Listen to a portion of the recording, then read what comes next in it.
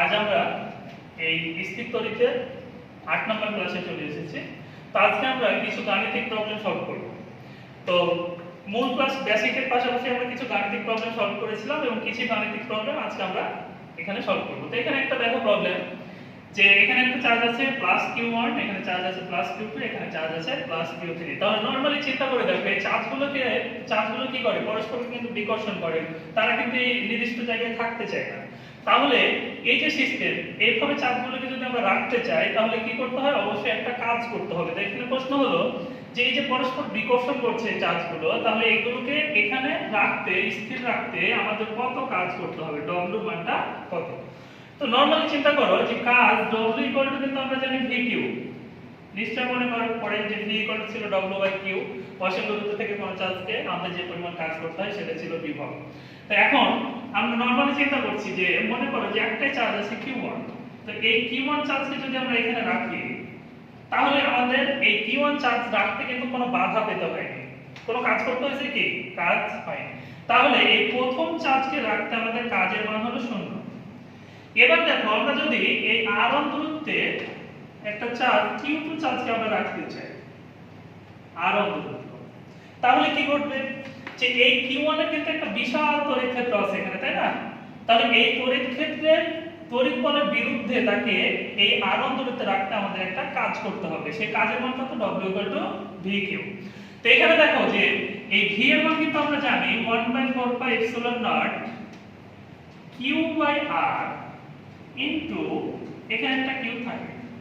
তো আমি তোমাদের বিভব যখন পড়িয়েছিলাম দ্বিতীয় ক্লাসে তখন কিন্তু আমি বলেছিলাম যে এই চার্জটা হচ্ছে কি, যার তড়িৎ ক্ষেত্র, আর এই ছোট চার্জটা কি, যে চার্জকে আনা হয় বা যে চার্জকে সরানো হয়, যে চার্জকে আনা হবে বা সরানো হবে, আনা বা সরানো হবে, এই জায়গাটা আমাদের মাথায় রাখতে হবে। তাহলে খেয়াল করো যে এই যে দ্বিতীয় চার্জকে যখন আমরা বসিয়েছি তখন কাজের মান w vq নিশ্চয়, তাহলে এই v এর মান হবে 1/4πε0 চার্জ বাই দূরত্ব। তাহলে যার তড়িৎ ক্ষেত্র, কার তড়িৎ ক্ষেত্রের মধ্যে এনেছি q1, তাহলে উপরে হবে চার্জ q1 আর দূরত্ব হবে r1 ইনটু কোন চার্জকে নিয়ে এসেছি, q2 চার্জকে, তাহলে এখানে আমরা বসাই দিলাম q2। তাহলে আমরা দ্বিতীয় চার্জকে বসাতে যে বাধা পেয়েছিলাম, যতটুকু কাজ করতে হয়েছিল সেই কাজের মান হচ্ছে w2। এবার চলে আসবো যে এই যে আরেকটা চার্জ q3 কে যখন আমরা বসাবো, তাহলে q3 চার্জকে যখন আমরা নিয়ে আসব তখন কিন্তু বাধার মানটা আরো বেশি, কারণ এখানে q1 এর একটা তড়িৎ ক্ষেত্র আছে, q2 এর একটা তড়িৎ ক্ষেত্র আছে, দুইটা তড়িৎ ক্ষেত্রের বাধা অতিক্রম করে আমাদেরকে কি করতে হবে, q3 কে বসাতে হবে। তো দেখো যে আমরা যখন এই দূরত্বটা হচ্ছে r2, এই দূরত্বটা হচ্ছে r3, এবার তাহলে w3 হবে, আমরা প্রথমে চিন্তা করতেছি যে q1 এর তড়িৎ ক্ষেত্রে আমরা q3 কে নিয়ে আসছি, তাহলে এই 1/4πε0 চার্জের মান হলো q1, এর তড়িৎ ক্ষেত্র, দূরত্ব হচ্ছে r3, আর যে চার্জকে নিয়ে আসছি সেই চার্জের মান হলো q3 প্লাস আরেকটা বাধা আছে, আরেকটা তড়িৎ ক্ষেত্র আছে, কার এটা, q2 এর, তাহলে এর জন্য আরেকটা কাজ হবে 1/4πε0 চার্জের মান কত, যার তড়িৎ ক্ষেত্র q2, দূরত্ব কত r2, আর যে চার্জকে আমরা নিয়ে এসেছি সেই চার্জ q3। ওকে, তাহলে দেখো যে এখান থেকে আমরা কমন নিতে পারি, কমন নিলে আমরা কি কমন নিতে পারি, 1/4πε0, তাহলে এখানে থাকবে কত, q1 q3 by r3 plus এখানে থাকবে q2 q3 বাই r2। ওকে, তাহলে এখানে আমরা পেলাম w3। তাহলে দেখো মোট কাজ কত, মোট কাজ w1 plus w2 plus w3, আমরা তাহলে মোট কাজ w হচ্ছে, তুমি যাই দ্বিতীয় প্রশ্ন একটু খেয়াল করো যে একটা ঘনক, এই ঘনকের প্রত্যেকটা কোণায় চার্জের মান হচ্ছে q, তাহলে 8টা চার্জ আছে, তাই না? প্রত্যেকটা কর্নারে চার্জ হচ্ছে q পরিমাণ চার্জ এখানে। তো প্রশ্ন হলো যে এই ঘনকের মধ্যবিন্দুতে, এই ঘনকের মিডলে যদি কোনো একটা মধ্যবিন্দুতে আমরা কি বের করব, বিভব বের করব, বিভবের মানটা কত। তাহলে দেখো যে ঘনকের কর্ণ ইকুয়াল টু আমরা জানি √3 a, এখানে ঘনকের প্রত্যেকটা পাবো হচ্ছে a। এবার খেয়াল করে দেখো যে এর একটা মান দেওয়া আছে প্রশ্নে, তাহলে মধ্যবিন্দু যদি চিন্তা করি তাহলে মধ্যবিন্দুর দূরত্বটা কত হচ্ছে, কর্ণের অর্ধেক, তাহলে √3/2a, তাহলে এটা পেলাম আমরা কি মধ্যবিন্দুর দূরত্ব। তাহলে একটা চার্জের জন্য বিভব আমরা কত পাবো, v 1/4πε0 চার্জ q বাই দূরত্ব। তাহলে এরকম কয়টা চার্জের জন্য আমরা বিভব পাবো, 8টা চার্জের জন্য। তাহলে 8টা চার্জের জন্য যদি আমরা এই গুণ করে দিই তাহলে আমরা কি পেয়ে যাব, মোট বিভব এত ভোল্ট। এই হচ্ছে আমাদের অ্যানসার। তো এই প্রশ্নটা একটু মাথায় রেখো, আমরা পরবর্তী প্রশ্নে যাব। পরবর্তী প্রশ্নে দেখি যেখানে চার্জিত পরিবাহী দুটো গোলক আছে, একটা পৃষ্ঠে চার্জ হচ্ছে q1 আর একটা পৃষ্ঠে চার্জ হচ্ছে q2। তো ছোট গোলকের ব্যাসার্ধ হচ্ছে r1 আর এখানে বড় গোলকের ব্যাসার্ধ হচ্ছে r2। তো এখানে প্রশ্ন বলা হচ্ছে বিভব ও প্রাবল্য নির্ণয় করো। প্রথম প্রশ্ন, এট r এর মান দূরত্বটা যখন r1 এর ভিতরে, তাহলে r1 এর ভিতরে মানে কি r2 r1 দুটার মধ্যে, এই r1 এর ভিতরে মানে এরকম কোন পয়েন্টে ছোট গোলকের ভিতরে। দ্বিতীয় প্রশ্ন বলা হচ্ছে দেখো এট r এর দূরত্বটা হচ্ছে r1 এর বাইরে, মানে প্রথম ছোট গোলকের বাইরে আর দ্বিতীয় গোলকের ভিতরে, মানে এরকম কোন পয়েন্টে। পরের প্রশ্ন বলা হচ্ছে দূরত্বটা হবে r2 দ্বিতীয় গোলক, r2 হচ্ছে কি দ্বিতীয় গোলকের ব্যাসার্ধ, r2 এর বাইরে মানে কি উভয়ের বাইরে, এরকম বাইরে কোনো পয়েন্টে আমাদের কি করতে হবে, বিভব এবং প্রাবল্য নির্ণয় করতে হবে। তো আমাদের এখানে একটা জিনিস মাথায় রাখতে হবে, দেখো যে কোনো রকমের যদি বিভব আমরা বের করে ফেলতে পারি তাকে ডিফারেন্সিয়েশন করলে কি পেয়ে যাবো, আমরা প্রাবল্য পেয়ে যাবো। কারণ ইকুয়েশন e = কত ছিল, -dv/dr। তাহলে প্রাবল্যকে আমরা বিভবকে ডিফারেন্সিয়েশন করলে কি প্রাবল্য পেয়ে যাব। তো প্রথম প্রশ্নে দেখো আমাদের কি বলছে যে দূরত্বটা r হচ্ছে দূরত্বটা হবে কি r1 এর মধ্যে। তাহলে একটা চার্জকে যখন আমরা এই ধাক্কা দিয়ে দিয়ে দিয়ে মনে করো প্রথম গোলকের পৃষ্ঠ পর্যন্ত আসবে, তখন তার বিভব কত, v = আমরা জানি 1/4πε0 চার্জ বাই দূরত্ব। তাহলে এই যে বড় গোলকের ভিতরে প্রত্যেকটা জায়গায়, এই ভিতরে প্রত্যেকটা জায়গায় বিভব কি হবে, পৃষ্ঠের বিভবের সমান। তাহলে বড় গোলকের জন্য আমরা পাচ্ছি 1/4πε0 চার্জ বাই ব্যাসার্ধ। তাহলে চার্জ হচ্ছে q2 আর ব্যাসার্ধ হচ্ছে কত, r2 প্লাস ছোট গোলকের পৃষ্ঠ পর যার ভিতরে যখন আসবো আমরা তখন কি তার বিভবটা হবে কি এই পৃষ্ঠের বিভবের সমান। তাহলে ছোট গোলকের জন্য আমরা পাবো 1/4πε0 চার্জ q1 বাই ব্যাসার্ধ r1 ছোট গোলকের জন্য। এবার খেয়াল করো যে আমরা জানি যে এই বড় গোলকের অভ্যন্তরে প্রাবল্য 0 হবে, ছোট গোলকের অভ্যন্তরে প্রাবল্য 0। তাহলে মোট কত পেলাম আমরা, উভয়ের জন্য 0 মানে 0 + 0। তাহলে আমরা সরাসরি 0 লিখতে পারি।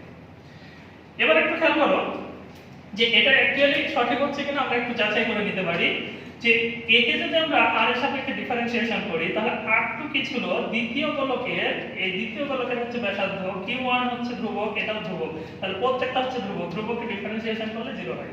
এই ক্ষেত্রে দেখো q1 ধ্রুবক, r1 ধ্রুবক, প্রত্যেকটা ধ্রুবক, তাকে ডিফারেন্সিয়েশন করলে 0। তাহলে দেখো প্রথম ক্ষেত্রে আমাদের অ্যানসারটা সঠিক। এবার দ্বিতীয় ক্ষেত্রে দেখো, এবার দ্বিতীয় ক্ষেত্রে দূরত্বটা হচ্ছে এই r1 এর বাইরে আর r2 এর ভিতরে, মানে ছোট গোলকের বাইরে আর বড় গোলকের ভিতরে, মানে এরকম কোন একটা জায়গায়। তাহলে এই বড় গোলকের অভ্যন্তরে বিভবের মান আমরা জানি 1/4πε0 q2 চার্জ বাই ব্যাসার্ধ r2 পৃষ্ঠের বিভবের সমান।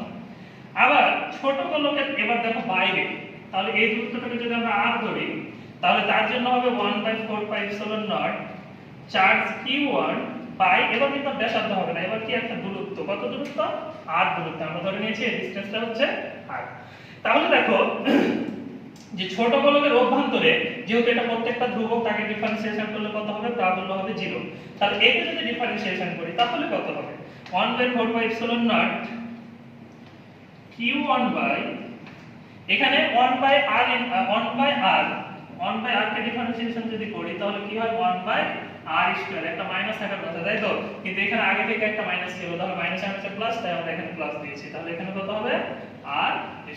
বাট নরমালি আমরা প্রাবল্যের ইকুয়েশন জানি কত, 1/4πε0 চার্জ বাই দূরত্ব স্কয়ার। তাহলে এখানে দূরত্বটা কত ছিল r, তাহলে আমরা সরাসরি r² লিখতে পারবো। ওকে, তাহলে ডিফারেন্সিয়েশন করলে তো এটা হচ্ছে।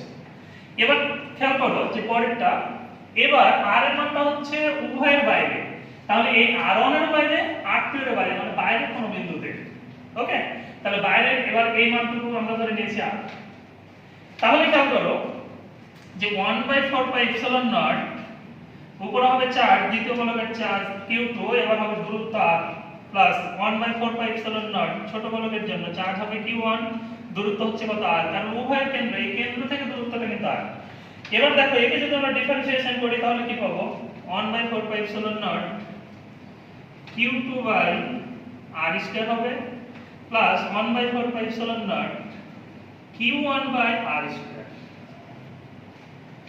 ওকে, বা আমরা সরাসরি বলতে পারি যে ছোট গোলক বড় গোলকের জন্য 1/4 pi epsilon naught charge by দূরত্ব স্কয়ার, ছোট গোলকের জন্য 1/4 pi epsilon naught charge by দূরত্ব স্কয়ার, বা একে ডিফারেন্সিয়েশন করলে আমরা এটা পাই, একে ডিফারেন্সিয়েশন করলে আমরা এটা পাই।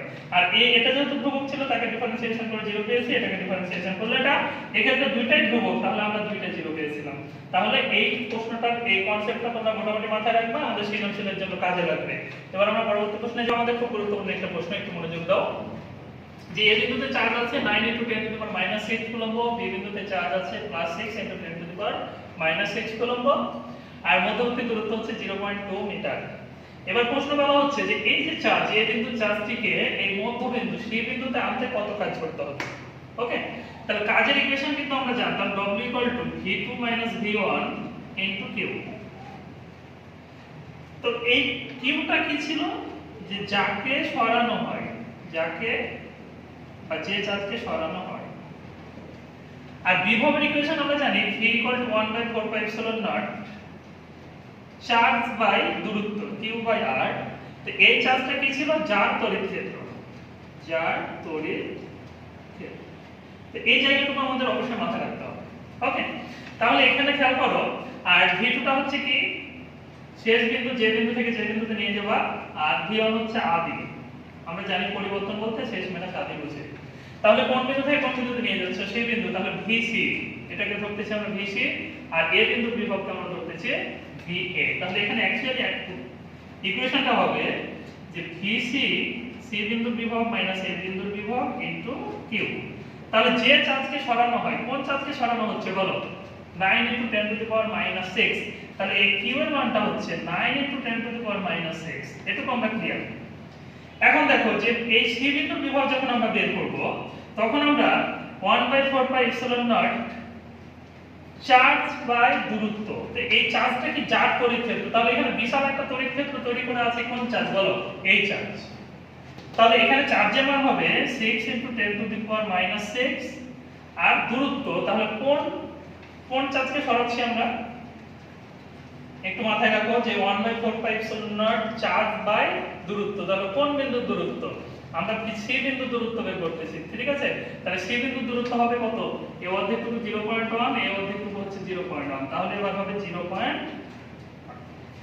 আবার দেখো যে এ বিন্দুর আমাদের বিভব বের করতে হবে। এ বিন্দুর বিভব যখন আমরা বের করব, তখন 1/4 পাই এপসিলন নট থাকবে, উপরে হবে চার্জ, তাহলে চার্জ কোন চার্জ, যার তড়িৎ ক্ষেত্র।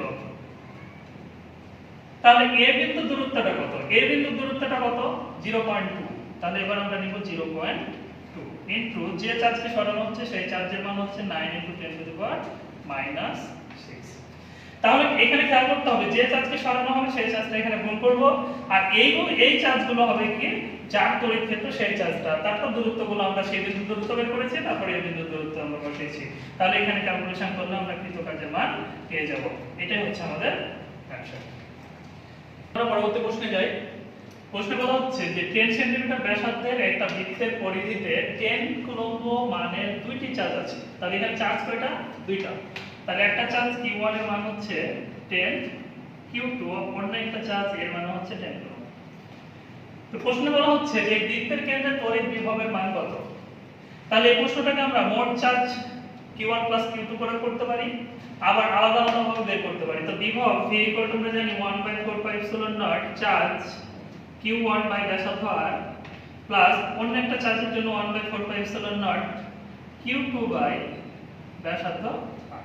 তাহলে দেখো যে এখানে কমন কত, 1/4 পাই এপসিলন নট, তাহলে থাকবে Q1 by r plus Q2 by r। তাহলে এখান থেকে আমরা লিখতে পারি যে 1/4 পাই এপসিলন নট এর মান 9 × 10⁹, এখানে হচ্ছে r Q1 + Q2। তাহলে দেখো প্রত্যেকটা মান কিন্তু আমাদের দেওয়া আছে। Q1 এর মান 10, Q2 এর মান 10, আবার ব্যাসার্ধ r এর মান হচ্ছে 10 সেন্টিমিটার। 10⁻² মিটার। তাহলে এখান থেকে ক্যালকুলেশন করলে আমরা উত্তর পেয়ে যাব। তাহলে একইভাবে যদি তিনটা চার্জ থাকতো বা তারও বেশি চার্জ থাকতো, তো আমরা মোট চার্জ বের করে করতে পারি বা এভাবে আলাদা আলাদা আমরা বের করতে পারি। ওকে, আমাদের একটু খেয়াল করো যে 0.5 মিটার ব্যাসার্ধের একটি গোলকে 20 কুলম্ব চার্জ দেওয়া আছে। এই গোলকের কেন্দ্র থেকে 0.4 মিটার এবং 0.8 মিটার দূরে কোন বিন্দুতে আমাদের বিভবের মান বের করতে হবে। তাহলে কন্ডিশনটা কি? কন্ডিশনটা হচ্ছে একটা গোলক, এর ব্যাসার্ধ হচ্ছে 0.5 মিটার, 0.5 মিটার। তাহলে আমাদের বিভব বের করতে হবে কোন কোন পয়েন্টে? 0.4 মিটার, তো মনে করো 0.4 মিটার এর পুরো একটা পয়েন্ট। ওকে, 0.4 মিটার মানে কি গোলকের অভ্যন্তরে। আবার 0.8 মিটার, 0.8 মিটার আমরা বাইরের একটা পয়েন্ট চিন্তা করতেছি, 0.8।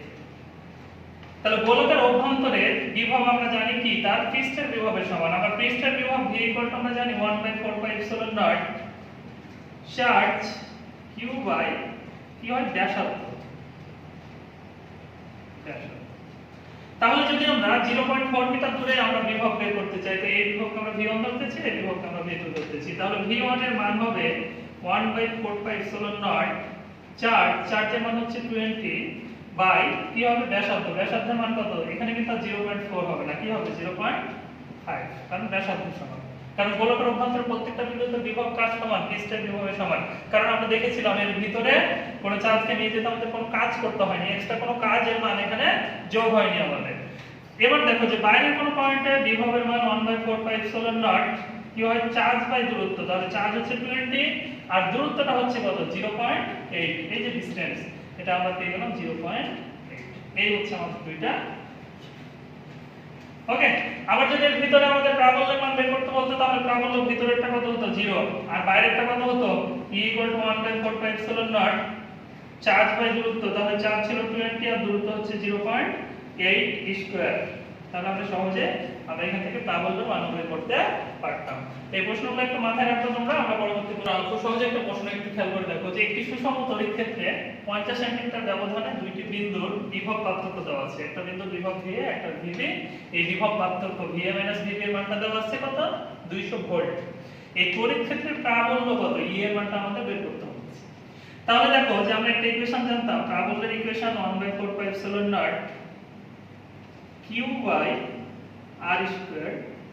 বিভবের ইকুয়েশন আমরা জানতাম 1/4πε0 চার্জ বাই দূরত্ব। একটা আরেকটা দিয়ে ভাগ করলে আমরা পেয়েছিলাম যে v er। তো বা আর আমরা দূরত্বকে যদি d দ্বারা প্রকাশ করি, তাহলে v আমরা একটা ইকুয়েশন পেয়েছিলাম v ed। তাহলে আমাদের প্রশ্ন বলছে কি প্রাবল্য বের করতে হবে। তাহলে e হচ্ছে v বাই d। তাহলে v এর মান হচ্ছে কত? 200 আর d এর মান হচ্ছে যে 0.5। তাহলে आंसर আমরা পেয়ে গেলাম 400। একক হবে ভোল্ট পার মিটার। এই হচ্ছে আমাদের आंसर। তো তোমরা মোটামুটি এই প্রশ্নগুলো সলভ করো। আগামী ক্লাসে আমরা আরো কিছু প্রশ্ন সলভ করব। আর যেহেতু মোটামুটি 8টা ক্লাস হলো আমাদের, আমরা ধারকত্ব নিয়ে এবং ধারকের সমবায়গুলো আমরা নিয়ে আলোচনা করব এবং সঞ্চিত শক্তি, ধারকের সঞ্চিত শক্তিগুলো কেমন হয় এবং বলের মানগুলো কেমন হয় পরবর্তী ক্লাসে ইনশাআল্লাহ আমরা সেই বিষয়গুলো আলোচনা করব। আজকে এই পর্যন্ত তোমাদের থাকবে।